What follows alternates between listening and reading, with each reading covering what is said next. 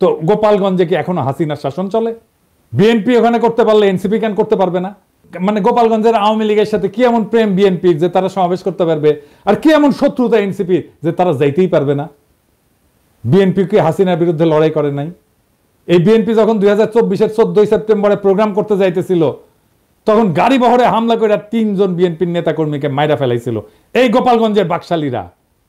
আর আজকা বিএনপির কর্মীরা উল্লাস করিচ্ছে আওয়ামী লীগের মতোই যে এনসিপি মার খাইছে, দাওয়া খাইছে, উল্লাস করিচ্ছে।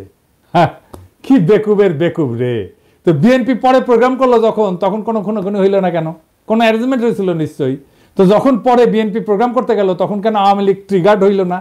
কেন ডাক্তার জাহিদ ট্রিগার্ড হইল না? কেন কচু খেতে ট্রিগার্ড হইল না? কেন আগে থেকে আওয়ামী লীগেরা চ্যালেঞ্জ ছুড়ে দিতে থাকলো? প্রশ্নটা এখানেই। তার মানে বিএনপির সাথে গোপালগঞ্জ আওয়ামী লীগের এই মুহূর্তে কোনো কনফ্লিক্ট নাই, কনফ্লিক্ট আছে এনসিপির সাথে। তার মানে এনসিপি সেই শক্তি যা হাসিনাকে উৎখাত করছে তারে ঠেকাইতে হবে। বিএনপির সাথে আর কোনো শত্রুতা নাই। তাই আওয়াজ তুলছে গোপালগঞ্জের ছাত্ররা ঢুকতে পারবে না, ঢুকলেও বাইরে হতে পারবে না। এইটা ছিল মিথ। এই মিথ চুরমার হয়ে গেছে। রাজনৈতিক দলের কর্মসূচিকে নিরাপত্তা দেওয়া পুলিশের কর্তব্য, আর্মির কর্তব্য। এনসিপি মারপিট করতে যায় নাই, সভা করতে গেছে, রাজনৈতিক সভা। এনসিপির হাতে অস্ত্র ছিল না, আমরা সবাই দেখছি। তারা খালি হাতে গেছে, পুলিশ আর্মি নিরাপত্তা দিচ্ছে, তাদের পেশাগত কাজ করছে। পুলিশ আর্মি এই কাজটা করছে রক্তপাতহীনভাবে, কোনো প্রাণ ঝরে নাই যতক্ষণ পর্যন্ত এনসিপির নেতারা ছিল। এটাই বিজয়, হাসিনার জামানাকে অতিক্রম করে যাওয়ার বিজয়। এই বিজয় এলো বর্ষা বিপ্লবের নায়কদের হাত ধরে। গোপালগঞ্জে মুজিব বিরোধী সমাবেশ করতে যাওয়া যায়, নিরাপদে ফিরেও আসা যায়, কোনো প্রাণঘাতী সংঘাত ছাড়াই। তারা তাদের কর্মসূচি শেষ করে ফেরত আসছে।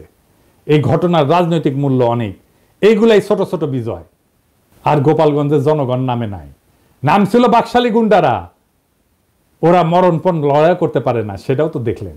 এখন বলবেন কই 4 জন তো মারা গেছে। হ্যাঁ মারা গেছে, কারণ তারা এনসিপির নেতারা ফিরে আসার পরে নানা জায়গায় হামলা শুরু করেছিল, বোমা আগ্নেয়াস্ত্র নিয়ে, এমনকি জেলখানা আক্রমণ করেছে। ক্যাজুয়ালিটি হয়েছে তারা ফিরে আসার পরে। আরো অনেককে চিনবার পারলাম এই সুযোগে। যেমন ধরেন বাংলাদেশের মিডিয়াগুলা, যেমন প্রথম আলো, জাউরা ও বলছে যে কিছু লোক এসে হামলা চালাইছে। এই লোকের পরিচয় তারা জানে না। মতি মাহফুজকে এমনি আমি থাপড়াইতে চাই, জাউরার জীবন ভালো হবে না। এখন আবার কচু খেতে আসিছে মানবাধিকার নিয়ে, ওরে আমার ওরে ওবার মানবাধিকারও বুঝে। মানে আপনি একজন খুনি ডাকাতের মানবাধিকারের পক্ষে দাঁড়াবেন, জার্মানিতে নাজি পার্টির সদস্যদের মানবাধিকারের পক্ষে দাঁড়াবেন।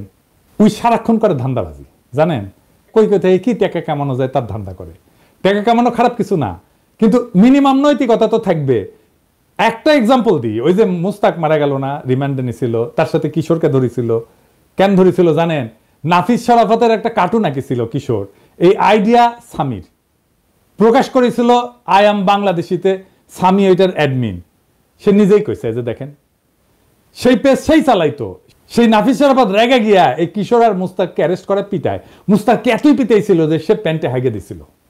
তারপর তো মুস্তাক মরে গেল।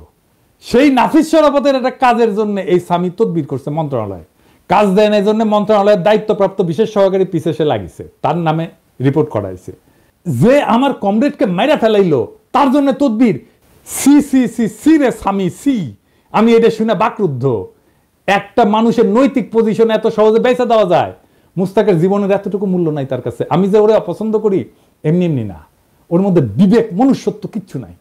ওর সঙ্গে যখন কথা হইতো তখন আমি বলছিলাম যে আপনি মোটা আজিজের মারছেন না, সেটা আমাদের জন্য ভালো হয়েছে, কিন্তু আপনার একটা বস্ত বড় ক্ষতি হয়েছে। আপনার মধ্যে একসময় রিমোর্স আসবে।